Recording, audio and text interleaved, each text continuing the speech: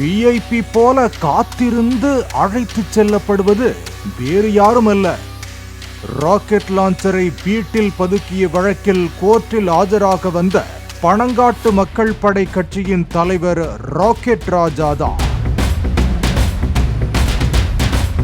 கடந்த 2009ஆம் ஆண்டு தென்காசி மாவட்டம் சுரண்டையில் காவலரை தாக்கிய வழக்கில் பங்களா சுரண்டையைச் சேர்ந்த கோழி அருள் உட்பட 2 மீது கொலை முயற்சி வழக்கு பதிவு செய்யப்பட்டது.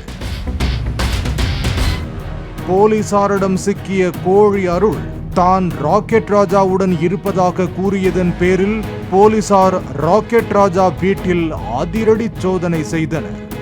அங்கு ராக்கெட் லான்ச்சரும் AK-47 ரக துப்பாக்கிகளுக்கு பயன்படுத்தக்கூடிய தோட்டாக்களையும் பறிமுதல் செய்ததாக தெரிவித்த காவல்துறையினர் ராக்கெட் ராஜா மீது ஆயுத பதுக்கல் வழக்கு பதிவு செய்தனர்.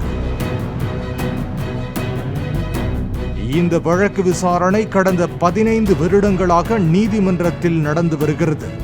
இந்த வழக்கில் ஆஜராக படை பரிவாரங்களுடன் கார்கள் அணிவகுக்க ஆலங்குளம் குற்றவியல் நீதிமன்றத்திற்கு வந்தார் ராக்கெட் ராஜா.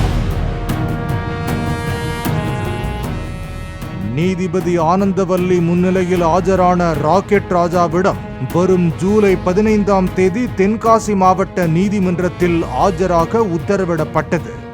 ராக்கெட் ராஜாவுக்கு எதிரிகளால் கொலை அச்சுறுத்தல் இருப்பதால் தென்காசி ADSP ரமேஷ், ஆலங்குளம் DSP பர்னபாஸ் தலைமையில் நீதிமன்றத்தில் பலத்த போலீஸ் பாதுகாப்பு போடப்பட்டிருந்தது. பாலிமர் செய்திகளுக்காக தென்காசி செய்தியாளர் இசக்கி ராஜன்.